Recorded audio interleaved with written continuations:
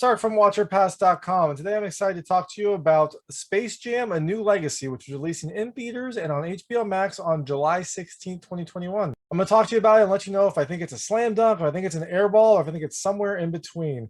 Now, this film is, it's not a remake. It's kind of a follow-up to the 1996 film Space Jam with Michael Jordan, which is it's a classic, right? You've got Michael Jordan teams up with the Looney Tunes to play an international game of basketball that has the fate of the Earth behind it. And in Space Jam: A New Legacy, the nice thing is they didn't do a remake. They kind of made this an addition to kind of the Space Jam world, Space Jam story, I guess.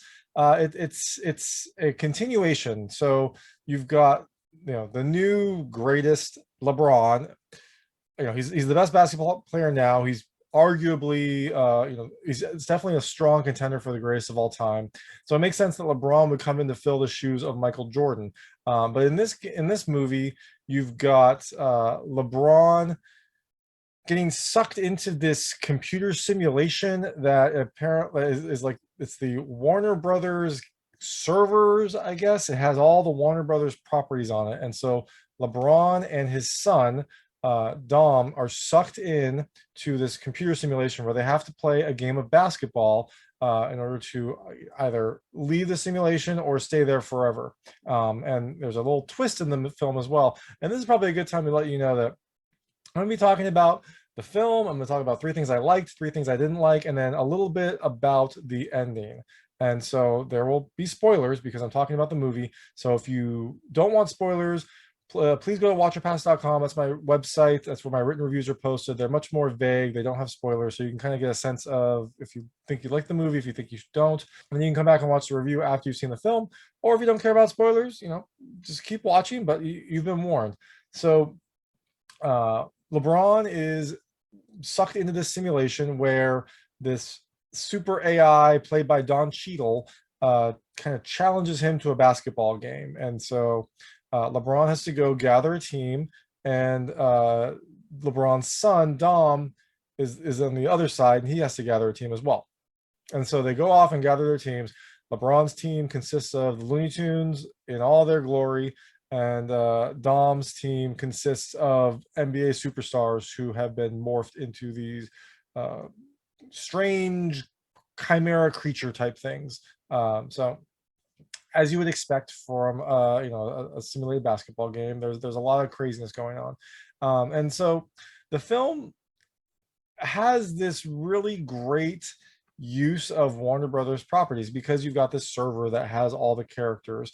You kind of have LeBron and eventually Bugs and some of the Looney Tunes characters go through the various Warner Brothers properties to gather players. They're all Looney Tunes players, but they kind of are in different properties, and it's a fun little twist because you get to see do you want to see Wile E. Coyote as a Mad Max character? Sure, why not? Do you want to see the Granny as a Matrix character? Yeah, I mean, who doesn't? So it has this really kind of fun walk down different Warner Brothers properties.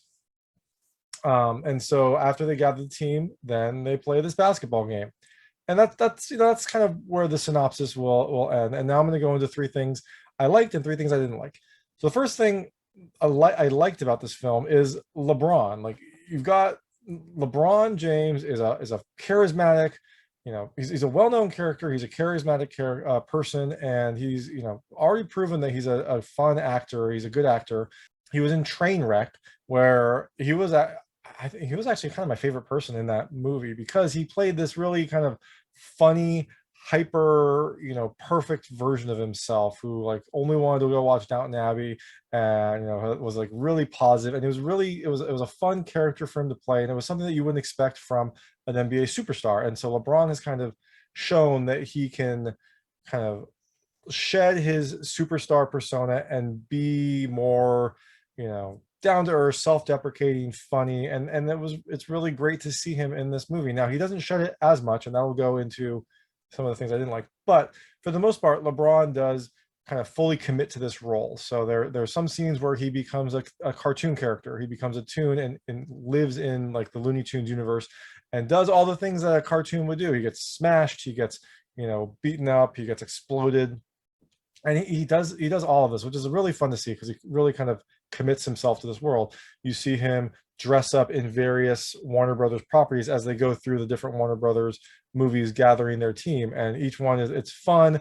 I think my favorite one is when they fly by Harry Potter World and LeBron, shows up in Hufflepuff gear. He's like, Hufflepuff, I knew it, which I wouldn't have expected LeBron to be a Hufflepuff, but sure, why not? I mean, it's a fun little aside, and it's a fun self-deprecating reference that not to say that Hufflepuff is not the best house, but it is the worst house. The order is clearly Gryffindor, Ravenclaw, Slytherin, Hufflepuff. Sorry, Hufflepuff fans. I mean, that's just the way it is. So, LeBron is a really fun character to watch, and he's also the right follow-up for Michael Jordan. I mean, Michael Jordan will always be the greatest basketball player. But LeBron is arguably the greatest as well, and so is the perfect person to kind of take over this mantle. The second thing I really liked about this movie is the use of Warner Brothers classic properties. I mean, you've got so many references to Warner Brothers movies, and this does feel like a movie that was maybe kind of made to showcase HBO Max, showcase the streaming catalog that they're going to have, because you have cameos and characters from so many classic movies just make their appearances. Some of them, some of the movies are featured where they're gathering the team and they go to the Mad Max world, they go to the Matrix world, they go to Austin Powers world, and some of them are just kind of in the crowd. Like you'll have in the crowd, you had so many. You had the Iron Giant, you had King Kong, you had the clown from It, you had some classic Batman characters.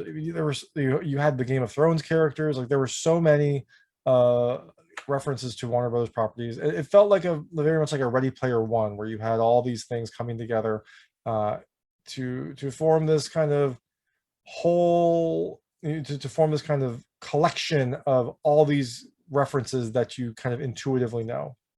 And so that was a lot of fun. It was a lot of fun. It was something I didn't expect in this movie, because I didn't watch the trailer. I didn't realize that there were going to be all these things pulled together, and it was just kind of a fun way to experience these properties. The third thing I liked is the message. Part of the push and pull of this film is you've got LeBron James's son, and it's his acting son, but for all intents and purposes, he plays the son of LeBron James, and he does not want to follow in his father's footsteps. Now, if I was LeBron James' son, I'd probably want to play basketball because naturally you're probably going to be great, and you've got the coaching and the resources. But I'm not LeBron James' son. I'm not very good at basketball. I don't have hops. So I gravitated to something else. And that's kind of the story of this film. His son used to like basketball, doesn't love it anymore, kind of wants to forge his own path, wants to pursue his own passions. And, throughout the film, LeBron, the super basketball player, the parent who is disciplining his kid and trying to make him mold him into his, himself in the future, starts to understand where his son's coming from, and then starts to accept that his son wants to do something else, which is a good message. I think a lot of parents, myself included, kind of want to project your interests onto your children, but they kind of have to learn on their own and pursue their own things, make their own mistakes, and kind of grow up on their own time. And you can't really force that. And I think that's a good message for a film, and it's a good message to reinforce to kids. So 3 things I didn't like. First is LeBron. LeBron was awesome in this movie. I really liked him, but there was this weird thing at the start where it kind of went through LeBron's history, and it felt odd because it felt unnecessary. It really, you went through basically like all of LeBron's triumphs, his championships. It wasn't that long, but it felt long because it felt like something that everyone in the theater already knew, and there was no need to go in and tick off all these boxes of LeBron's history, because everyone knows that, and you don't really need to go into it. And so it started this movie off on kind of a sour foot, because it felt like, okay, great, now we're going to have a 2-hour LeBron marketing movie. And there was a lot of LeBron marketing. He is an amazing player, and he is understandably a good asset in this film, but it did feel like there was a little bit too much at the start.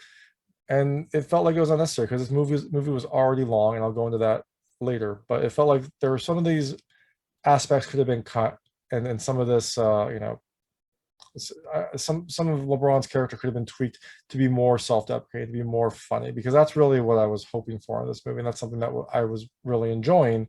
I didn't really care as much about the first part where it got into information that everyone knows.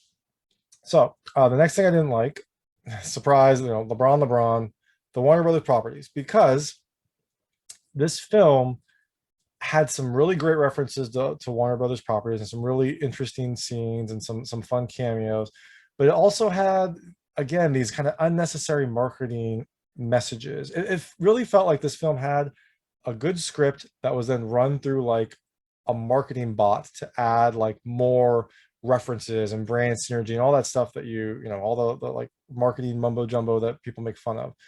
Because at the you have these scenes where like they'll bring up like Warner Brothers back catalog and how great those movies are, and the characters will reference like, oh yeah, all those great Warner Brothers movies, and oh the DC characters, I love them. And it felt fake. Like what felt funny and organic was when they would go into those properties, and it wouldn't like bring it up. It would just be like, oh, now we're in Game of Thrones world. Oh, look, there's a dragon, there's LeBron in a wig playing Daenerys Targaryen. That's really funny. I like that. It was less funny when it was like, oh, we're going to go into the greatest series of all time, Game of Thrones. That wasn't in the movie, but it was, things like that would pop up, and it just felt, it felt like they were trying to market more than they needed to, because they really should just let the properties kind of stand on their own. So the third thing I didn't like was the message. No, just kidding. The message was fine. Although, to be fair, the USA did just lose their second exhibition game in the Olympics. So maybe LeBron's kids should practice basketball, because we clearly need him for the future. But that being said, let him pursue his own dreams. The third thing I didn't like was the length. The film was an hour and 55 minutes, which felt long. And it felt like there was some stuff that could be cut. I've already mentioned that could have shortened up and tightened up the start of the film, because the film was a long movie. It took, I think, a little over an hour to get to the actual basketball game, which is the main draw. And it felt like you could have tightened up some of that, maybe gotten to the basketball game a little quicker, and then, maybe had the basketball game itself, or have that build up, but then have the basketball game be a little bit shorter. I feel like you could have shaved off 15 minutes of this movie and not had a big issue. And then it would have felt like a tighter, more focused journey than it did. You get rid of some of the marketing stuff, get rid of some of the extraneous things, and you could have had a much tighter movie. Those are the three things. Now I'm going to talk a little bit about the ending. The ending of this film, and this is kind of, I guess this would be a fourth thing, but I'm not gonna actually list it. But the ending felt a little bittersweet, because the build up to this whole process is this basketball game, and the basketball game is something I was looking forward to. I wanted to see, how the Tunes would do against this team of superstars that have been like morphed and, biologically altered. And there is that, but the basketball game is kind of based on this video game that LeBron's son is designing, I guess. Like, it's unclear. It says he's designing, but then it also says he just created a character for it. I think he's supposed to be designing the game, but it felt like a video game that was created by someone who never played video games, because there were some fun things in it, some fun memes, but there also essentially were no rules. And so you had these like ridiculous things happen that would get a billion points. It wasn't a billion, but it was essentially a billion. And there was no rhyme or reason, and there was no consistency. You have like some crazy move that got 70 points, and then some similarly crazy move that gets a normal bucket, like 2. And it felt like, again, a script that had been sent through some sort of like marketing bot, some sort of bot that was like, oh, let's put in all these cool like video game things that the kids like these days. But it didn't feel like an actual video game. And maybe this is just my personal gripe, because I play a lot of games, I'm a gamer, and so if there was a game aspect to it, I would like it to be accurate, and when it's not, it feels weird.